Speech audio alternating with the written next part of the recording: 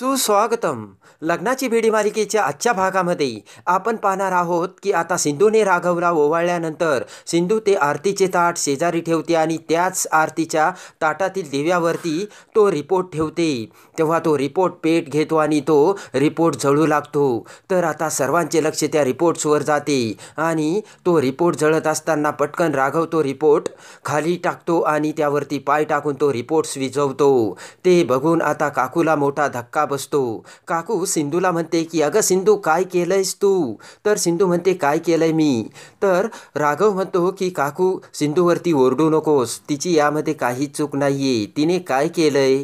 सिंधू म्हणते काय झालं काकू, तुम्ही एवढा का चिडलात? खूप महत्त्वाचे रिपोर्ट्स होते का ते? तेव्हा काकू इकडे तिकडे बघू लागते. राघव म्हणतो की काकू मला असे अचानक तू रेस्क्यूमधून बोलून घेतले, या पेपर्समध्ये असे काय सरप्राईज होते?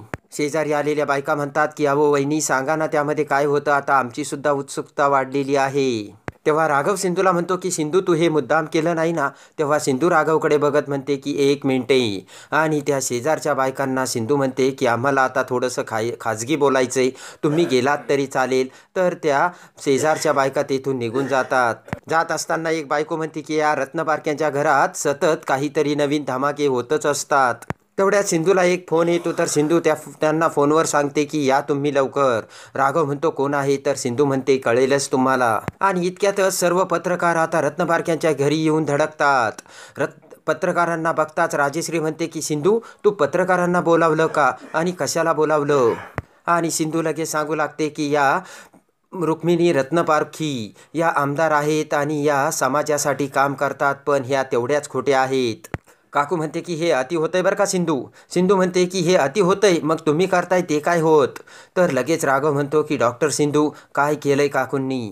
तेव्हा ऋतुजा म्हणते की आता वहिनी साहेब कर्मानी मेल्यात आणि आता ही सिंधू वहिनी साहेबांचे धिंडवणे काढणार. इकडे आता सिंधूला सांगू लागते की तुमच्या ज्या काकू आहेत ना त्यांनी एका खाजगी बाईच्या आयुष्यात ढवळाढवळ करायला सुरुवात केली. पत्रकार म्हणतात की रुक्मिणी मॅडम तुम्ही यांना काय त्रास दिला? तेव्हा सिंधू म्हणते की यांनी माझ्या परवानगीशिवाय माझ्या मुलीची DNA टेस्ट केली, तेव्हा यांना माझ्या पर्सनल आयुष्यात डोकावण्याचा हक्क कोणी दिला? पत्रकार म्हणतात का केलं रुक्मिणी मॅडम तुम्ही असं? यांच्यासोबत तुमचं काही भांडण वगैरे झालं का? आणि या तुमच्या कोण लागतात हो? असे आता पत्रकार काकूला विचारतात. तुम्ही आमदार असून असं बेकायदेशीररित्या कसं काय वागू शकतात? लगेच पत्रकार म्हणतात की राघव रत्नपारखी तुम्ही एक जबाबदार पोलीस ऑफिसर आहात आणि आता तुम्हाला सत्कारही होऊन बक्षीसही मिळालं आणि तुमच्या घरात एका स्त्रीवरती अन्याय होतो, हे तुम्ही कसे काय सहन करू शकता? तेव्हा पत्रकार म्हणतात की बोला ना राघव रत्नपारखी आत्ता. तर आता इकडे राजेश्री विचार करते की वहिनी ना काही करतच असतात. इकडे आता राघवला राग येतो आणि राघव काकूला म्हणतो की मला खरं सांग काकू, डॉक्टरांना न विचारता तू सावीची DNA टेस्ट केली का? इकडे आता ते सर्व ऐकून काकू विचार करते की या सिंधूमुळे माझं नाव बदनाम होतंय आणि मी मिळवलेली सर्व प्रतिष्ठा या सिंधूमुळे धुळीला मिळवली जाते. पत्रकार म्हणतात की आम्ही तुम्हाला विश्वासाने निवडून दिलंय आणि अशा या सामान्य बाईला आता न्याय मागायला तरी कुठे जाणार? मग तुम्ही जर असे केले तर काकूने खाली मान घातलेली असते. पत्रकार म्हणतात की या रुक्मिणी रत्नपारखी यांनी जे केलंय ना त्यासाठी यांच्या तोंडाला आता काळच फासलं पाहिजे. इकडे आता राजेश्री ती ऐकून विचार करते की परमेश्वरा हे काय होऊन बसलंय, यांना फोन करू का मी? तर आता इकडे राघव हा सिंधूला म्हणतो की डॉक्टर सिंधू यांनी जे केलंय ना त्यासाठी सॉरी हा शब्द खूप कमी पडेल. आणि लगेचच काकूच्या तर्फे राघव हा सिंधूची माफी मागतो. राघव म्हणतो की डॉक्टर सिंधू तेव्हा प्लीज हे थांबवा. तर सिंधू म्हणते की तुमच्या रुक्मिणी काकू या ऋतुजा आणि रेश्मा कायम जाता येता माझ्या मुलीला टोमणी मारत असतात. प्रत्येक वेळेस मी शांत बसून यांना समजावण्याचा प्रयत्न केला, पण माझ्या मुलीचा मनाचा विचार यांनी कधी केलाय का? तेव्हा मग मी आता का यांचा विचार करू? असे आता सिंधू राघवला बोलते.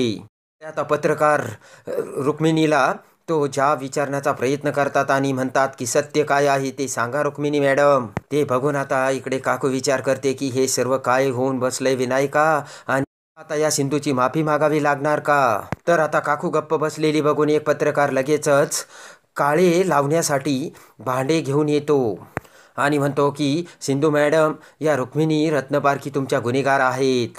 तेव्हा आता यांच्या तोंडाला काळं तुम्हीच फासा असे म्हणत तो पत्रकार ते काळे फासण्याचे ताट सिंधूसमोर धरतो आणि लगेचच सिंधू त्या ताटात हात बुडवते आणि आता सिंधू ते काळे फासण्यासाठी काकूसमोर येऊ लागते. तेव्हा हात जोडून राजश्री म्हणते की सिंधू, पाहिजे तर काकूंच्या वतीने मी माफी मागते, पण असं काही करू नकोस. तेव्हा सिंधू म्हणते की ज्यावेळेस माझ्या मुलीला त्रास देत होत्या त्यावेळेस तुम्ही कुठे गेल्या होतात. तेव्हा राघव सिंधूला म्हणतो की प्लीज सिंधू हे सर्व थांबव. तर पत्रकार म्हणतात की डॉक्टर सिंधू सावंत यांनी आमदार रुक्मिणी रत्नपारखी यांचा खोटारडा चेहरा समोर आणलाय. आणि लगेचच सिंधू ते काळे हात घेऊन काकू समोर येते आणि काकूच्या तोंडाला लावणार. एवढ्यात काकू म्हणते की बस, नको काळी लावू आणि मी माझा गुन्हा मान्य करते. काकू म्हणते की मी तुला आणि तुझ्या मुलीला खूप त्रास दिला, माझं चुकलं. तेव्हा राजश्री म्हणते की तरी वहिनी मी तुम्हाला वारंवार सांगत होते नका त्या छोट्या मुलीला बोलू, पण तुम्ही माझे काही ऐकायला तयारच नव्हतात. काकू म्हणते की मी तुमच्या सर्वांच्या समोर डॉक्टर सिंधू सावंत आणि तिच्या मुलीची माफी मागते. आणि काकू लगेचच सिंधूला हात जोडते. काकू म्हणते की माझ्याकडून खूप मोठी चूक होऊन मी तुमच्या वैयक्तिक आयुष्यात ढवळाढवळ केली. आणि मनापासून सिंधूची माफी मागत काकू ही आता दिलगिरी व्यक्त करते. तेव्हा लगेचच ते पत्रकार काकूने माफी मागताच निघून जातात. तर आता काकूची मान शर्मेने खाली गेलेली असते. तेव्हा आता सर्वांना मोठा धक्का बसलेला असतो. तर पत्रकार गेल्यानंतर सिंधू म्हणते की घाबरू नका, हे खरे पत्रकार नाहीयेत. तेव्हा आता सर्वांना मोठा धक्का बसतो. सिंधू म्हणते की हे नट होते आणि मला फक्त रुक्मिणी रत्नपारखी यांना धडा शिकवायचा होता, म्हणून मी हे सर्व केलं. तर लगेच सिंधू त्या पत्रकारांना पैसे देत म्हणते की माझ्याकडून तुमच्यासाठी हे आहे नाटक केल्याबद्दल छोटेसं बक्षीस. तर आता काकूला राग आलेला असतो. काकू म्हणते की सिंधू, मी आमदार रुक्मिणी रत्नपारखी आहे. तेव्हा सिंधू म्हणते की तुम्ही कुणी का असेना, मला काही फरक नाही पडत. आजपर्यंत मी तुम्हाला शांत राहून समजवण्याचा प्रयत्न केला की तुम्ही सावीला त्रास देऊ नका, पण तुम्ही काही ऐकायला तयारच नव्हतात. सिंधू म्हणते की तुम्ही वेळोवेळी टोमणे मारून अपशब्द वापरून माझ्या सावीचा अपमान केला. सावीचे बाबा कोण आहे ना हे जाणून घेण्याचा तुम्हाला काही एक अधिकार नाही, असे आता सिंधू काकूला बोलते. सिंधू म्हणते की रुक्मिणी मॅडम, इथून पुढे जर तुम्ही माझ्या सावीला त्रास दिला आणि तिच्या डोळ्यात जर पाणी आणलं ना, मी खरेच पत्रकारांना बोलावीन आणि ही धमकी नाही तर मी खरे करून दाखवीन, असे आता सिंधू काकूला बोलते. सिंधू म्हणते की तुम्हाला तर माहितीच आहे सिंधू सावंत जे बोलते ना ते करतेच. तेव्हा काकूला आता सिंधूची भीती वाटायला लागलेली असते. सिंधू म्हणते की विनू ठीक झाल्यानंतर सावी आणि मी दहीगावला जाणार आहोत, तोपर्यंत तुम्ही सुद्धा व्यवस्थित राहा आणि आम्हाला सुद्धा व्यवस्थित राहू द्या. राघव म्हणतो की काकू तू जे केलंय ना ते खरंच इलिगल आहे. सिंधू सावंतच्या पर्सनल आयुष्यात ढवळाढवळ करण्याचा काकू तुला कधी काहीच अधिकार नसल्याचे राघव काकूला बोलतो. राघव म्हणतो की काकू तुझ्या इगोमुळे तू त्या सावीला किती वेळा दुखवण्याचा प्रयत्न केला याचा विचार कर. राघव म्हणतो की डॉक्टर सिंधू सावंत यांच्यामध्ये आणि माझ्यामध्ये मतभेद आहेत, पण आजही मला त्यांच्यासोबत रिस्पेक्ट आहे. राघव सिंधूकडे बघत विचार करतो की सिंधू मी तुझ्यावरती नाराज आहे, पण एक गोष्ट खरी आहे की माझा व तुझ्यावरती अजूनही तेवढंच प्रेम आहे. तेव्हा आता राघवने त्याच्या प्रेमाची कबुली सिंधूला दिलेली असते. इकडे आता सिंधू विचार करते की माझंही तुमच्यावरती जीवापेड प्रेम आहे राघव, आणि ही गोष्ट सुद्धा तुम्हाला माहीत आहे. इकडे आता सिंधू ही तिच्या बेडरूममध्ये येते. तर सावी म्हणते की आई बघ ना मी हे काय बनवलं. तर सिंधू विचारात हरवून गेलेली असते. सावीने लिहिलेले असते की बेस्ट विशेष विनू. तर सावी म्हणते की उद्या विनूची रेस आहे ना.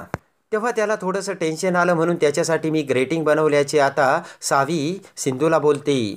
तर आता सिंधू सावीकडे बघत म्हणते की माझं शांतपणाने ऐकून घे सावी, उद्या वेणूची जर रेस झाली ना आपण दोघी दहीगावला परत जाणार आहोत. सावी म्हणते की आपण इथेच नाही राहू शकत का. तर सिंधू म्हणते की नाही आपलं अगोदरच ठरलं होतं ना सावी. तर सावी म्हणते की प्लीज आई मला इथे राहू दे ना. तर सिंधू म्हणते नाही आपलं अगोदरच ठरलं होतं. सावी म्हणते की मी पोलीस काकांना बाबा बनवणार आहे आई. सिंधू म्हणते की सावी असं काही नसतं.